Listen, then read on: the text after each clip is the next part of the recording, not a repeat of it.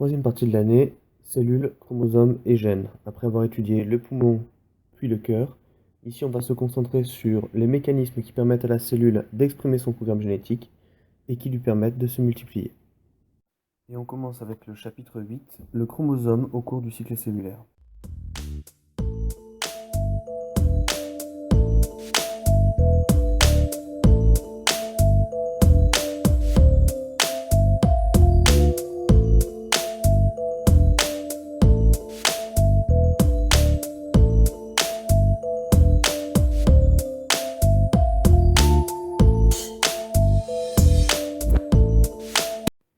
L'ADN est le support de l'information génétique. L'ADN est contenu dans le noyau des cellules où il compose les chromosomes. Chaque chromosome comporte un certain nombre de gènes qui codent pour la production de protéines. L'homme possède 23 paires de chromosomes dans chacune de ses cellules et ce nombre reste stable au cours des innombrables divisions cellulaires qui ont lieu tout au long de notre vie au sein de notre organisme. Cela nous amène donc aux problématiques suivantes. Quel est le lien entre ADN et chromosomes? Comment se déroule le cycle cellulaire? Et quelles sont les conséquences d'une anomalie chromosomique? Sur cette première grande partie, on va s'intéresser essentiellement entre la relation entre l'ADN et le chromosome. Donc, grand 1 de l'ADN au chromosome, petit 1, l'ADN. L'ADN est quasiment contenu en totalité dans le noyau. Elle est, comme on l'a vu, le support de l'information génétique. L'ADN se présente sous la forme de deux brins organisés en une double hélice. On parle d'une structure bicaténaire. L'ADN est un polymère, c'est-à-dire que c'est un enchaînement de sous-unités que l'on appelle des désoxyribonucléotides, ou plus simplement des nucléotides. Chaque nucléotide est composé d'un sucre en C5, on dit à 5 carbones qu'on appelle le désoxyribose, d'un groupement phosphate et d'une base azotée.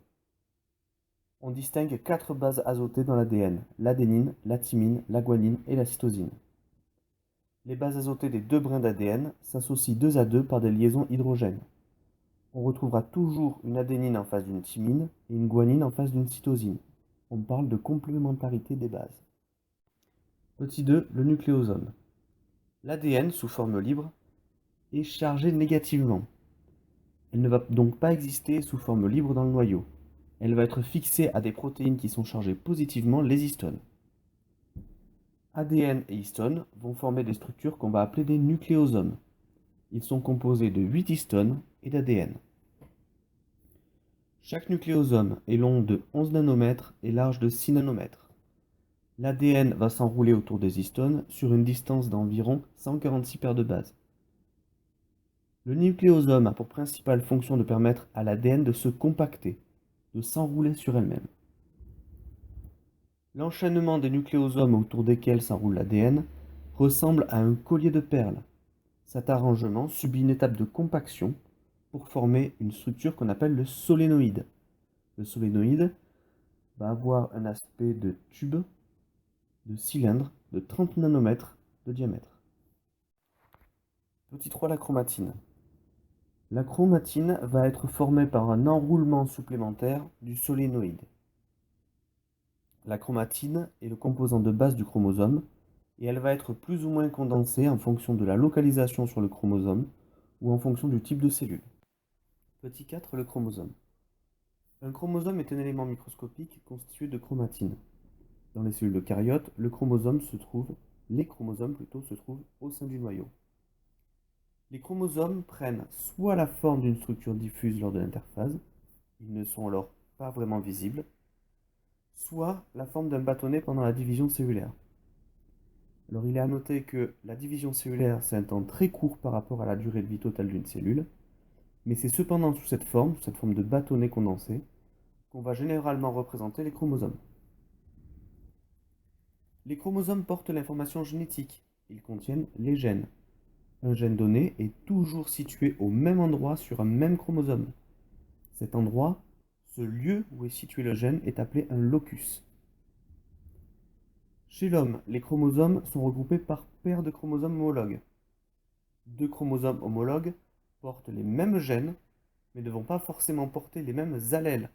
Autrement dit, deux chromosomes homologues peuvent porter deux versions différentes d'un même gène.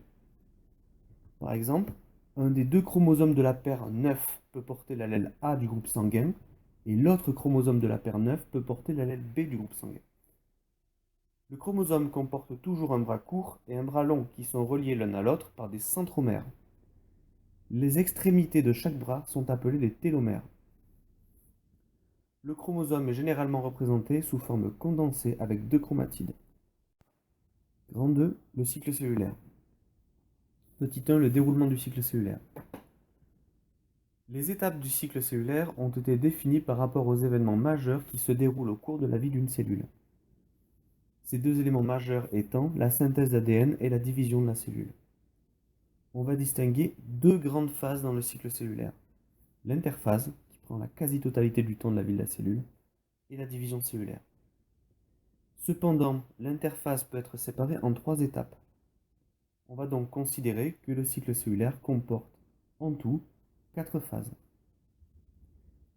Tout d'abord, la phase G1.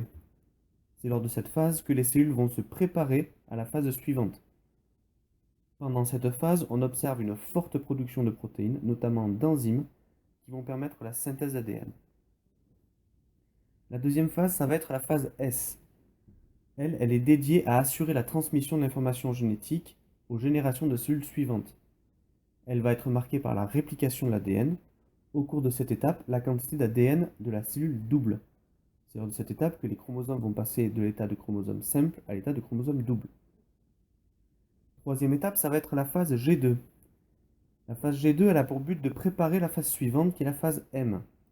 La phase G2, elle est marquée par une forte production de protéines qui est nécessaire à la formation des deux futures cellules filles.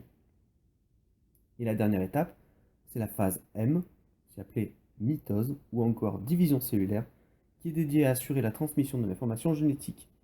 Elle conduit à la formation de deux cellules filles strictement identiques génétiquement. Petit 2. État du chromosome au cours du cycle cellulaire. Lors de l'interphase, autrement dit lors des phases G1, S et G2, les chromosomes apparaissent sous la forme de filaments diffus au sein du noyau de la cellule. On parle de forme décondensée.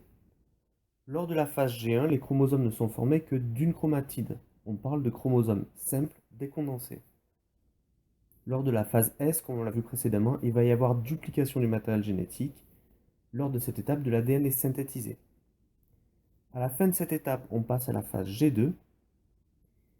Les chromosomes sont alors toujours sous forme diffuse, mais cette fois-ci composés de deux chromatides. On parlera alors de chromosomes doubles décondensés.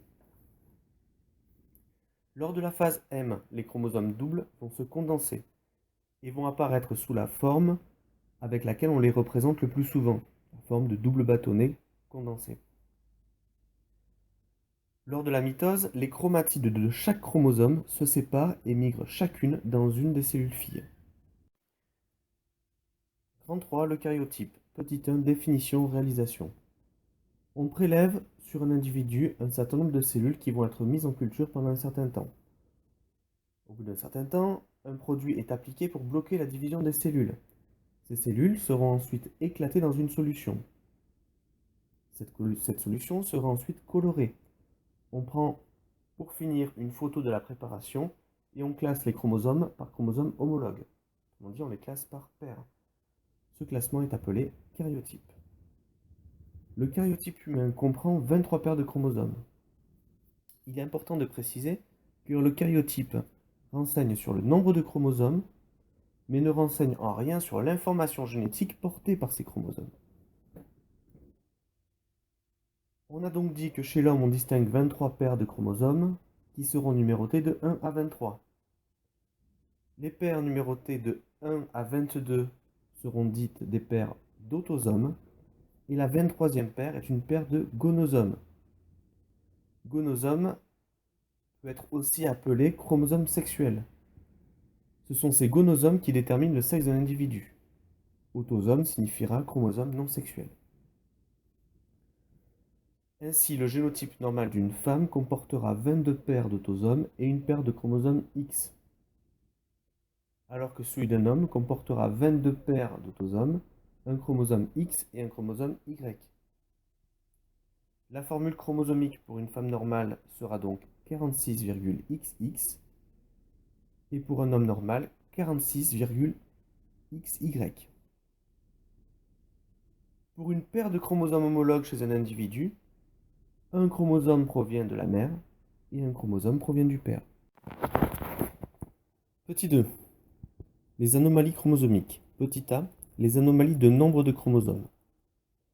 Les anomalies de nombre sont également appelées aneuploïdies. Dans ce cas, on observe un nombre anormal de chromosomes dans les cellules d'un individu. S'il y a un chromosome manquant, on parle de monosomie. Au contraire, s'il y a un chromosome en trop, on parle de trisomie. Il n'y a que quelques trisomies qui soient viables, la plus connue étant la trisomie 21, qu'on appelle également le syndrome de Down. Certaines trisomies peuvent être beaucoup plus graves et certaines n'ont quasiment pas d'effet néfaste. Par exemple, trisomie triple X. Il n'y a qu'une seule monosomie qui est viable, c'est la monosomie du chromosome X, qui est également appelée le syndrome de Turner. Petit b, les anomalies de structure. Les chromosomes peuvent également subir des anomalies non pas au niveau du nombre, mais au niveau de la structure. On va en distinguer plusieurs sortes, par exemple les délétions, c'est la perte d'un morceau de chromosome. Les duplications, c'est la multiplication d'une partie d'un chromosome. Les insertions, on dit un morceau de chromosome qui vient se mettre au sein d'un autre chromosome. Ou encore des échanges entre deux chromosomes. Ces anomalies de structure peuvent avoir des conséquences diverses et variées. Un des syndromes, voire une des maladies causées par une anomalie de structure, c'est la maladie du cri du chat. Donc je vous invite à aller regarder un lien dans la description de cette vidéo.